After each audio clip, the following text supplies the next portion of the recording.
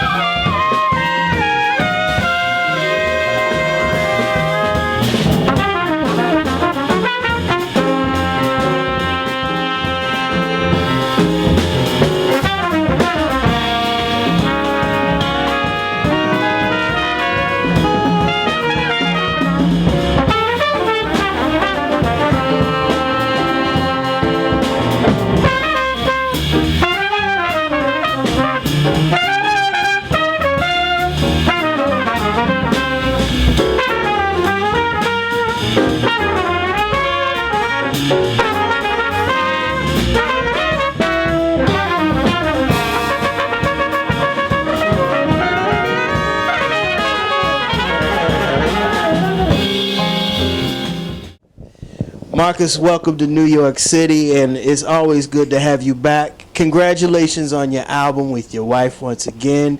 Tonight you guys performed a lot of selections off this, and also you always bring a lot of your students to the band stage. And I guess that's the reason for that is for their moral support, as well as their musical support. In fact, well, I don't usually call them my students. I call them my proteges, mainly because they come with a quality, and that's how in fact, I've been accused of only being able to teach gifted kids. What else do I want? I have time for nobody. I got to beat from the beginning. I need kids who have in mind what they want to do. And once they have that in mind, it makes it easier for me. It makes it easier for them, and we can communicate. And you also were just hailed and named the Music Laureate of Detroit, Michigan. Yeah, the jazz laureate. And well, I think that was way overdue because actually I feel like I was responsible for the word jazz being used in the context, jazz and blues being in the context. Detroit had become so sophisticated at points that they were like above jazz. And jazz, as our Congressman John Conyers has stated, is African Americans' classical music, and finally got it passed in the Congress and the Senate to be a national treasure. So that when I started dealing with these youngsters, you couldn't say jazz. Jazz was a nasty, dirty word. So I told these kids, I said, look, we're going to clean that up. We're not going to have any drugs or anything like that around us, and we're going to make people respect that word, jazz. And that, I must say, I started that in 1973, right after Harold McKinney and Amelita Mendingo and several other artists decided to have this program called, what was the name of the program? Anyway, they started this program, inner city program, to bring art into the fold, into the city of Detroit. So, and then I continued it after 73, after that program stopped. It started in 1970, and in 73, the government had shut it down. So I decided to continue it from 73 on up to present time in Detroit. And so, it took a while. But the kids were ready for it, and they took it and made it what it's supposed. And it just wasn't just jazz; it was jazz that they wanted to learn, and they wanted to learn how to play, improvise. But they were. I encouraged them to play their music, and so it became a part of what we were doing. And so a lot of the older musicians thought I was trying to compete with them, and I wasn't. I said, no, we're not competing. We're just, we're taking up what you guys given us and taking it on to the next step. So jazz is, is the new thing. It was been the old thing. That's how I grew up, I was surrounded by it and didn't know it was called jazz, But then I heard people down, they swept jazz up under the carpet. So we brought it out from under the carpet and made people respect it, because here is youngsters who were involved in it, and they had no connection with the drugs and all the negative things that happened around it. So that's why I felt I was responsible, and the jazz laureate, I guess it was about time, because I put almost 40 years into it before that came about. So I felt really comfortable receiving that honor, because as I look back, and most of the time I didn't take time to look back. I was at it every day, dealing with kindergarten kids. I would go and volunteer my time and go in the kindergarten and teach them about how music and mathematics work together. And it was a joy for me. A lot of times I wasn't, mainly because I wasn't employed by anyone. I was self-employed, If they wanted to pay me, that's fine. If they didn't, it's still fine. I did it because I loved it.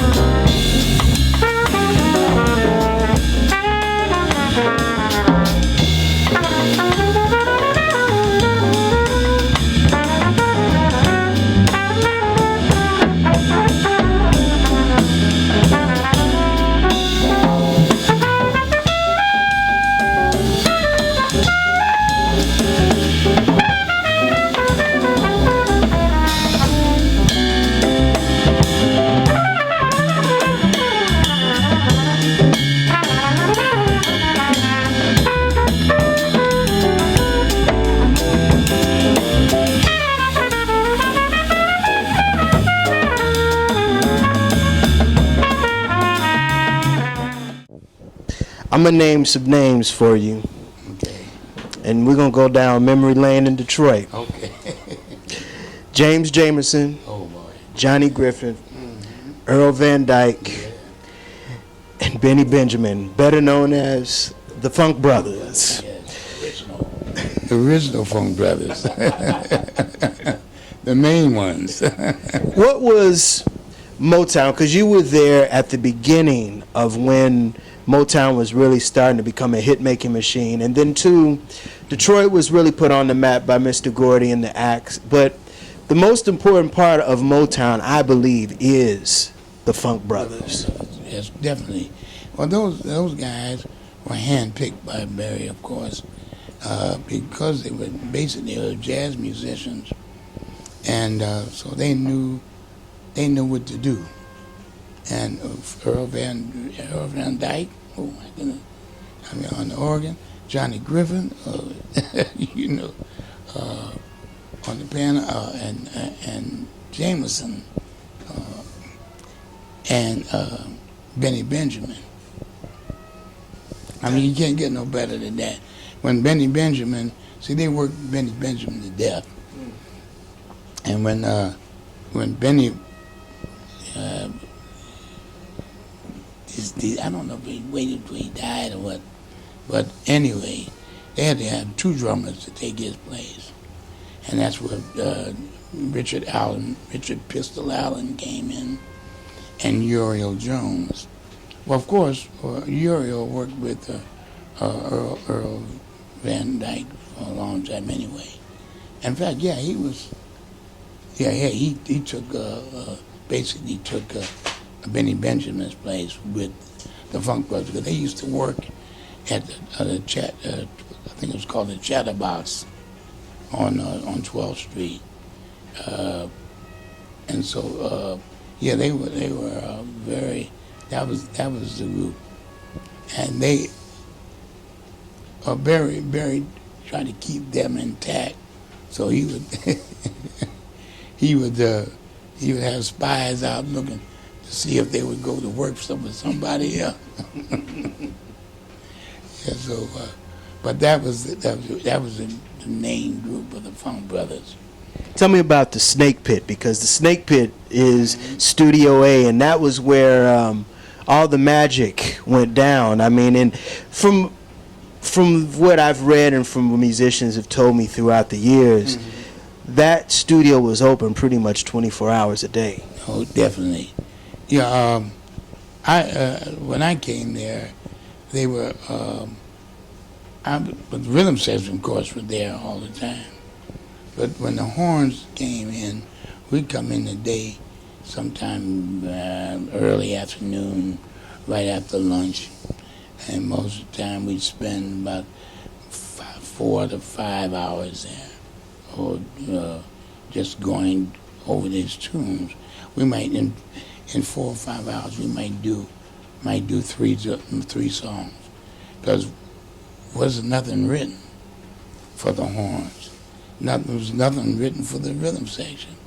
They would get it together, and then they give us a lead sheet, give the horn players a lead sheet, and we had horn players like Mike Terry, was on baritone saxophone, George Bohannon was on trombone, also Paul Reiser at times, and the trumpet section would be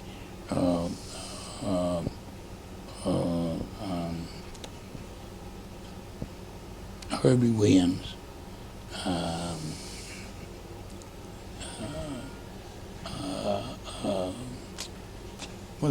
Desi McCullough,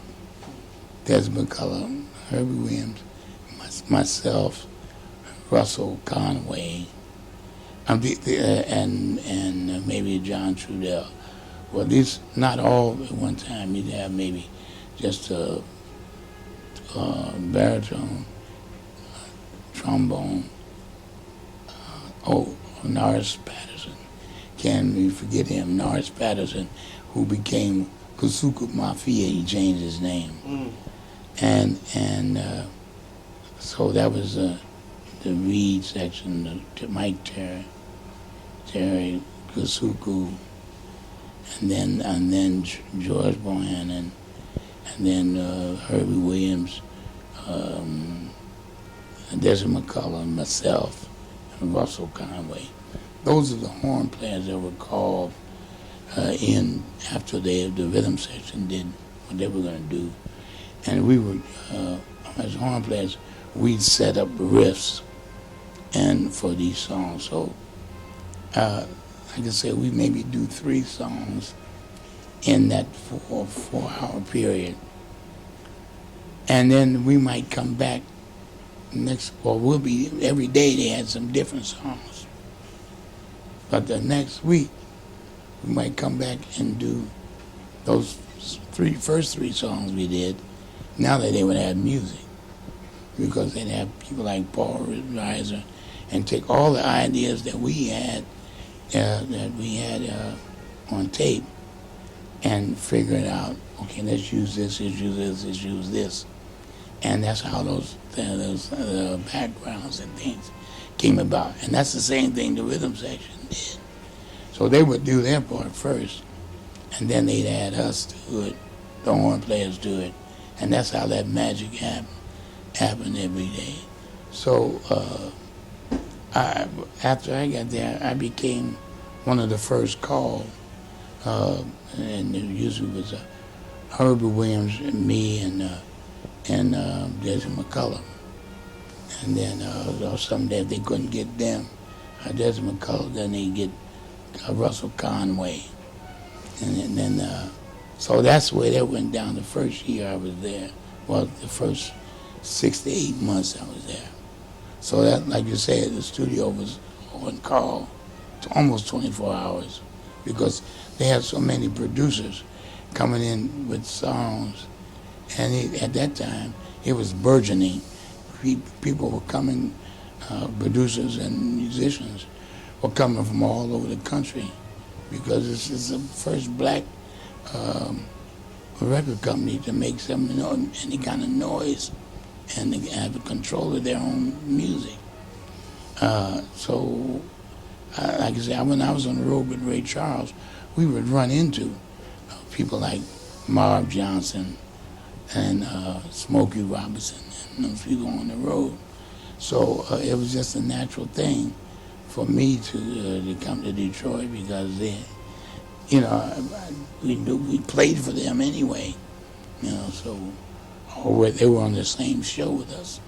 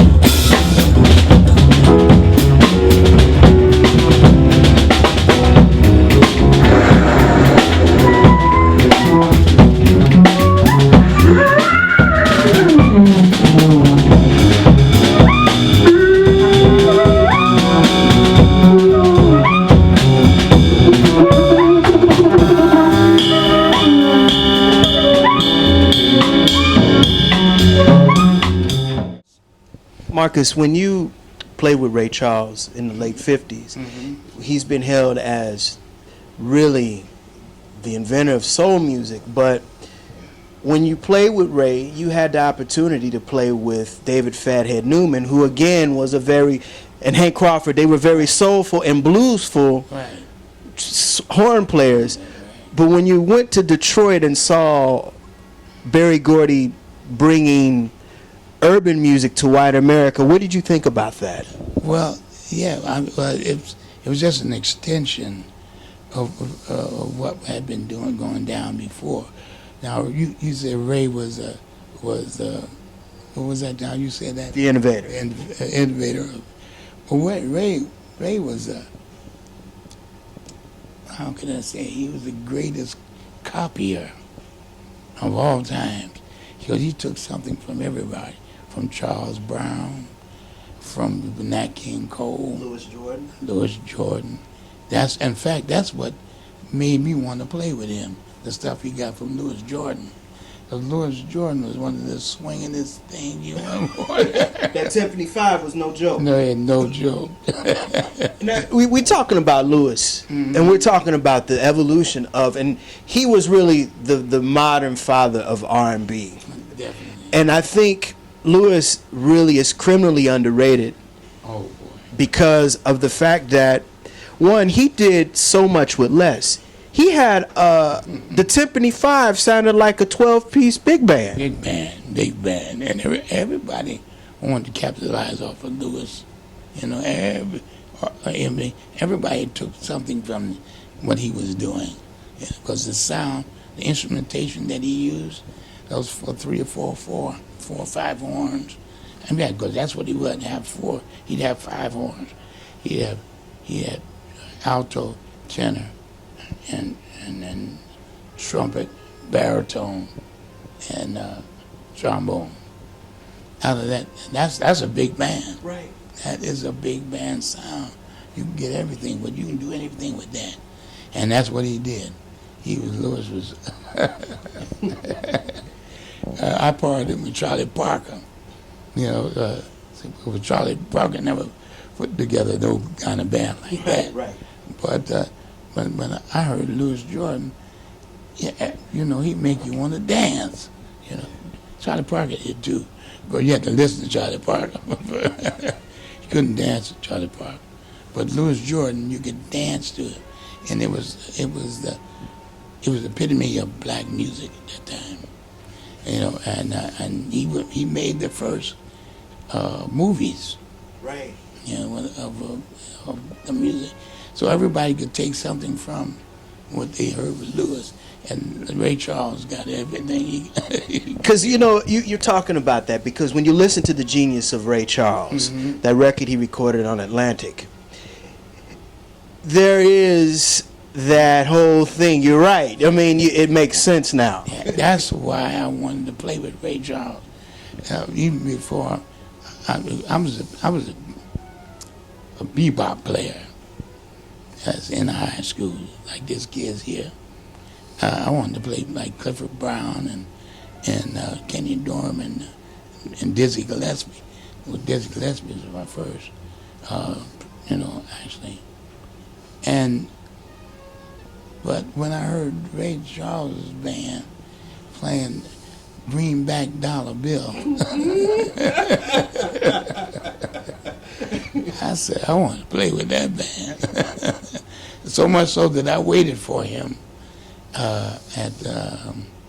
when I was in the service. I was in the Air Force, and I heard that Ray Charles was coming to town, and so I waited. I got out the service. I was out of the service a month before he got there, so I waited around, and I got a chance to play with him, but I didn't get the job then. I didn't get the job until he came to my hometown, and he spent a month in my hometown in a little club called the Melody Lounge. So that was a revelation, and I got a chance to sit in with him. And the trumpet player told me, he said, "Man," he said, I think I'm leaving this gig when this is over. You can have this gig." I didn't pay it too much attention, but I went down there that night, that last night they were there, and then Ray asked me, could I be ready in an hour? I said, yeah.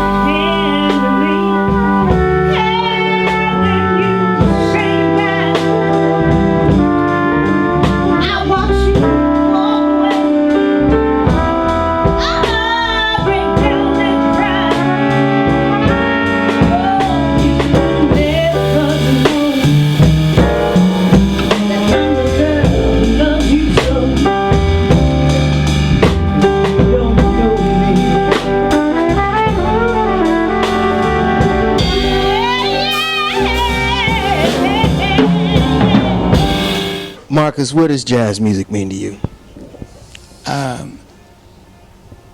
It means a way of life, number one, because it is, for me, it gave me life. And jazz music is the culmination of African aesthetics. I mean, it comes from the church. It comes from the church so much so that the ministers in the church sometimes are jealous of the music. But they don't realize that the music, that jazz music is so much a part of what they do, and it's a part of our culture, it's a part of our life. So we can't, in fact, we wouldn't be able to survive without it. And we have been able to, although gospel music in the world is the most sought after. Jazz is a upbeat part of that same thing. And of course, when I don't know if you know about the West End. I do. The West End jazz. Well, at the West End, after the clubs closed, the bars closed, they would go to the West End for the jam session and the food. And then after that was closed, then they would go into have the breakfast. Yeah, that's what it was. They'd have breakfast before they go to church. So it was just a transition from the club life right into the church. The people. So it's a part of jazz is a part of the culture of America, of Black America. So, and has become a part of the culture of America. Period. It always was. But then it was always separated for one while. But the company has come together that, in fact, so much so that I didn't realize that Congressman John Conyers dedicated his whole life to the music of jazz. So jazz to me is a way of life, our way of life. And in fact, people used to say to me, "What religion are you?" I said, "Well, music is my religion.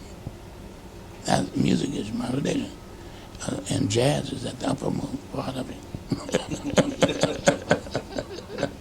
Yeah, because it keeps me moving, and it's so much so that I didn't think when I was landed in Detroit that I would be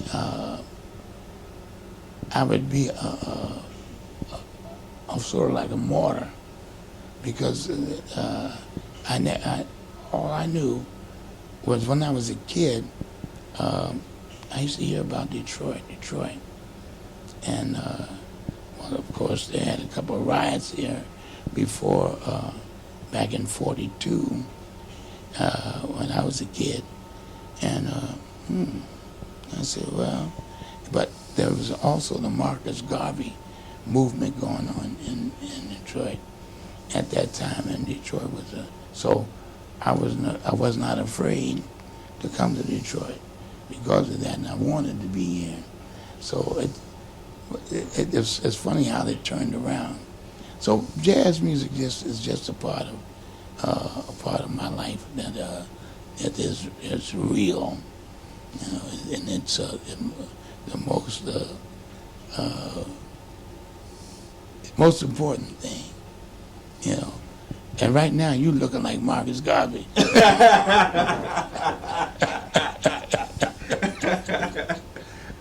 That'll do it again for another edition of the Pace Report. Reporting live here at the Jazz Standard here in New York City. I'd like to personally thank the legendary Marcus Belgrave for his time, as well as the staff and management here at the Jazz Standard. As always, please visit my website, www.thepacereport.com, for my weekly column as well as my past segments. Until next time, remember, if it's in the groove, it'll make you move. Till next time, peace.